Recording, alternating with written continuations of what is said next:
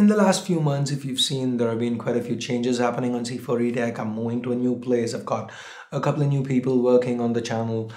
And one of the reasons why I got a couple of people in is because there have been a few videos that I really wanted to do, but I just haven't been able to find the time. So one of that was Ash Answers. So I've wanted to answer your questions on cam. I've done this in the past a couple of videos. Like, I guess the last time I did it was back in 2014. So anyway, I was thinking of bringing it back, and now that I have a little bit of time, I thought I'll do that. So anyway, guys, welcome to episode 3 of Ash Answers, a series where I get to answer your questions that you raise, that you tweet out to me with the hashtag Ash Answers. So if this is your first time here, you know what, I'm not going to do that for this series. My name's Ash. You're watching C4 Tech. Let's get started.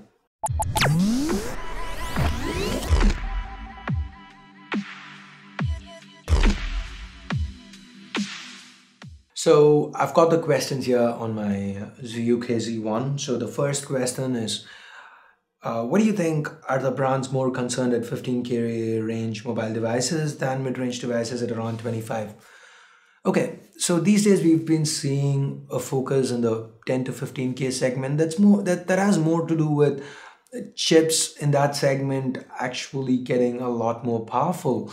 If you see chips like the Helio X10 or the Snapdragon 650, they've been quite good performers. The 650 on the Redmi Note 3 actually does really well, even compared to some phones that are priced much higher from tier 1 brands. So I kind of feel we are seeing a shift, with prices going down, the price to performance. Actually, you're getting better bang for your buck with phones these days. And that's why there's a lot of focus in the sub 15K price segment these days. That said, with the OnePlus 3 release around the corner, with the Z2, the ZUK Z2 probably making its way over to India in the next 2 months, and hopefully, just hopefully, fingers crossed, if the Mi 5 Pro ends up coming to India, we will be seeing more competition in the 25 to 30 segment as well. So anyway, yeah, that's that. Hi Ash, please suggest the best non-Chinese brand phone within 30K. Fingerprint scanner, decent battery, display, and camera as a priority. So under 30K, I would suggest going with any of the phones from last year. We have, generally the flagships from last year have received huge price cuts. So maybe a Galaxy S6, that'll be around the 30K mark. Or if you want to go the Apple route, go with the iPhone 6. Maybe that should be the best bang for your buck if you don't want to go with a Chinese brand. Hey, what's on your smartphone? Not for testing purpose, but personally apps you use, which is must on your phones. Well, I don't think I can answer this in this video, but then again, I'll leave a poll over here if you guys want to see me do a what's on my phone. I don't have a lot of, I have a lot of the regular apps, social media and whatever. I'm pretty sure you guys that have seen it in videos, but if you want me to do a dedicated what's on my phone video, I'll probably do it. So let your voices be heard. Click on the poll, vote.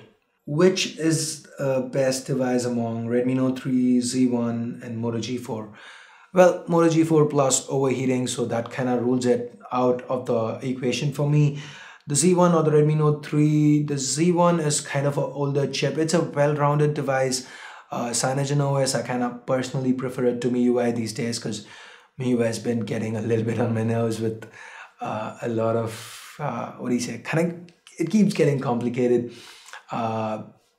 Anyway, I would probably personally go with the Redmi Note 3 here. That just seems to be the better, more value for money. Does the ZUK Z1 have Corning Gorilla Glass? The Z1 does not have Gorilla Glass protection. It does have some oleophobic coating, but it's not Gorilla Glass. So, no.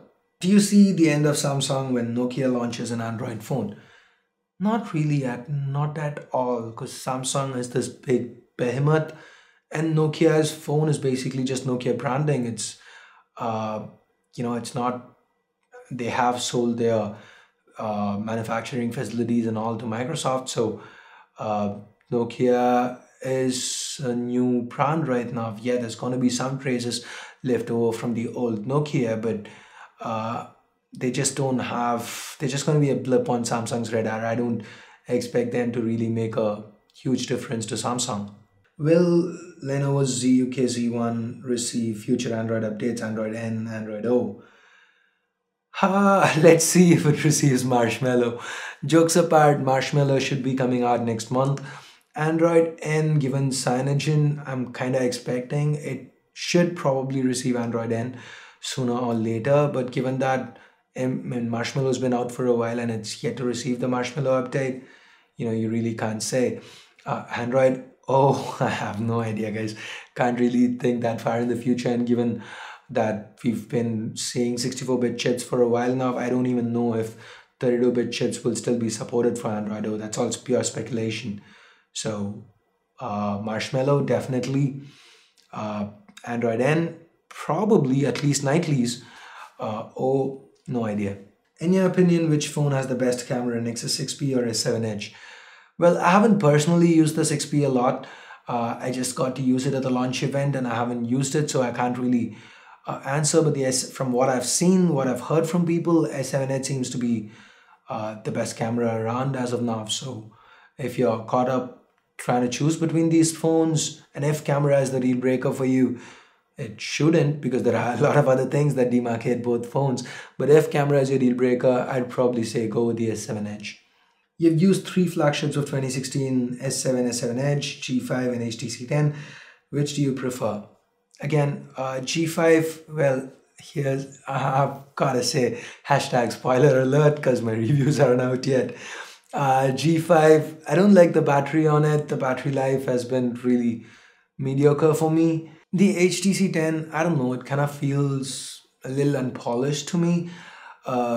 Every new HTC phone that comes out, HTC is trying to do something new, trying to reinvent the wheel maybe, because what they're doing is obviously not working, though the builds kind of remain similar.